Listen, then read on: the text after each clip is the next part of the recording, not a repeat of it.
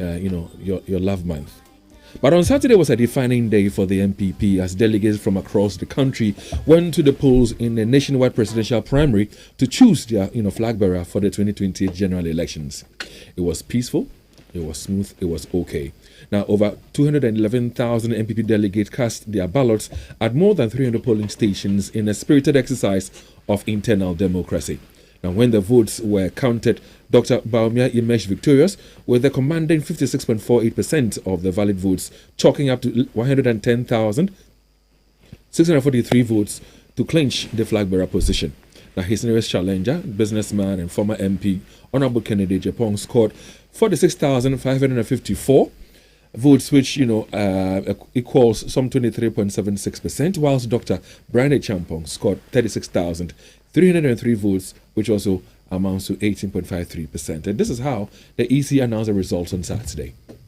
Can Ohinia Japan obtain 46,554, representing 23.76%?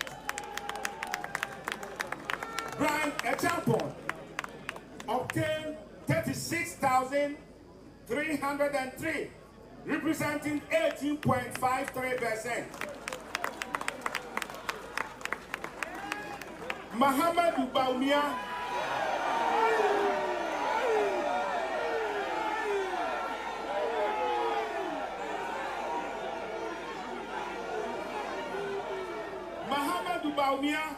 obtained 110,643, representing 56.48%. Now, Osei Edutu obtained 1,999, representing 1.02%.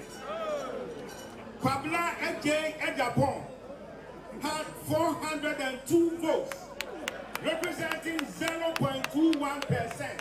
All right, so that's how the EC announced the results on the night at the NPP headquarters in Accra. So now let's unpack what this result means for the NPP's journey to 2028, the party's unity moving forward, and how this thrilling political contest sets the tone for Ghana's broader national conversation.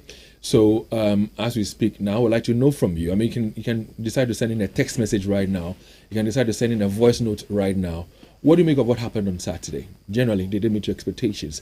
The overall winner, the performance by Bryan Echampon, what does that say to you? Now, you can also tell us in your text or in your voice note whether you believe that the NPP will become one party, a unified force going into the 2028 elections. Our WhatsApp number available for you to use is the 0540-448747. Again, it's 0540-448747. We're also live on YouTube. And the man manning that for us is Joel Abbey, AJ. Now, Eugene is on the tactical board right now.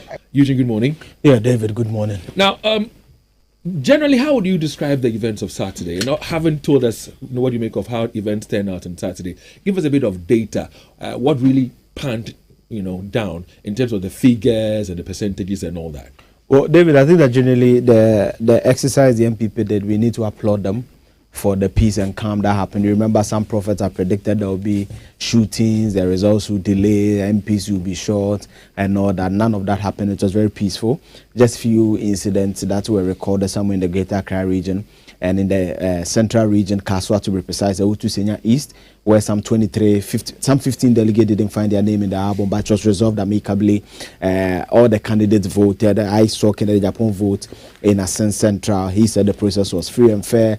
Dr. Duchum voted. Dr. Bawumia, instead of going to Walwali to vote, voted at the party headquarters, and the process seemed fair and very, very peaceful. And again, we can also give credit to the Electoral Commission, of course, the police. Exactly. The police who also was there to provide security on the day. Exactly. And David, it tells you that professionalism comes to play when the political parties do not, infiltrate some of these. The IGP was there on Thursday when they did a peace pack and told them that if you leave security for us, we will have no issue handling it. And David, it was generally peace. There was no ballot snatching. There were no accusation of ballot stuffing and all that. But David, going into the election, The last time we met as a team and we did analysis, we made 3 projections, or let me say I made 3 projections. That one. And for our listeners, please join us on YouTube. When you do, you get to appreciate what we're showing to you, because we've got some pictorial and data and diagrams to show you whilst we speak to what happened on Saturday. So join us on YouTube and get to enjoy the conversation better.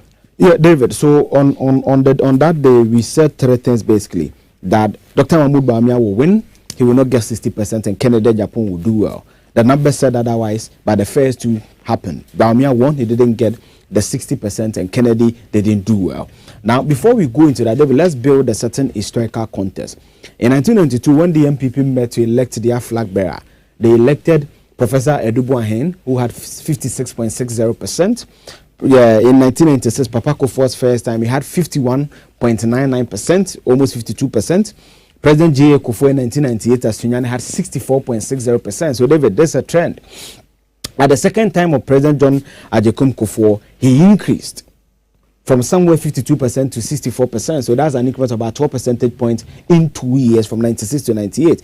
President Akufo-Addo, we remember the Legon, the famous 17 people, Professor from Bombwate, Kwabena Japan, Aliu Mahama, Osafoma, for Papo, Usuankoma, all those guys, 17. Akufo-Addo was a key figure. Yes, yes. Akufo-Addo had 47.97%. He didn't get the 50+1. And remember, there was supposed to be a runner, but Alan conceded and said that Akufo-Addo should go. Now, the next time Akufo-Addo was on the ballot to contest for the flag bearership in 2010, he had 78.89%. So in that space of 3 years, the momentum of Akufo-Addo grew to almost 30 percentage points in that 3 years. And that is huge. By the time he contested, because they lost the 2012 election, contested 2014 again to be flag bearer, he had 94.35%.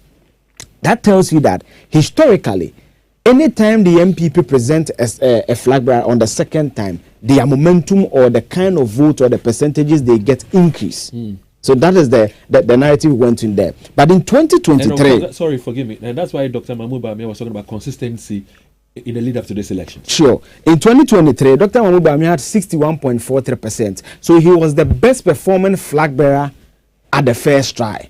Edubuahen 56, Kofo 51, Akufo-Addo 47, Mahmoud Bawumia 61.43%. So this was the contest basically before going into that. Now a bit about the delegates. In 1992, according to Joy Research Desk, those who voted were just around 1,998. In 1996, they were around the same figure. In 1998, they were around 1,993. In 2007, they were around 2,293. In 2010, they were around 106,590. So you can see that between 2007 and 2010, the NPP brought in the polling station executives. They improved or they increased the number of delegates who decide who leads the party at various levels. In 2014, it moved from 106,590 to 115,000. Then in the last but one, before this 2026 one, we had 204,144. Now, just 2026 one, the figure I picked from Jose Wusu, who is the chairman of the Presidential Election Committee, was around 213,000. Now, let's not forget that it's 213,000 after the NPP did amendment to their constitution at Legon, because they didn't allow proxy votes. Some TESCON institutions were not, listed and all that. So there was some re-engineering of the delegate system, and that is why you don't see a monumental jump compared to say 2014 to 2023, where from 115,000 they did 204,000. And this is why I called the election for Dr. Mahmoud Bawumia, because I believe that the delegate system that elected him and gave him 61% was still there, and I believe that he would have won. So this has been the performance of the NPP, as I said, against the other candidates. So, for example, when you go to 1992, you look at the likes of Dr. Sunny Selby and all that, Professor Dubois Alan Chamat, who has contested the Akufo-Addo 3 times, 2007, 2010. And then you can see that anytime Alan Chamatin came, the first time was 32%. And here I'll make an analysis with Bryan the champion to remind me. The second time he came, he reduced from 32 to 19%. Then at the last try, he had 4.7%. So Alan from 32% ended at 4.75%.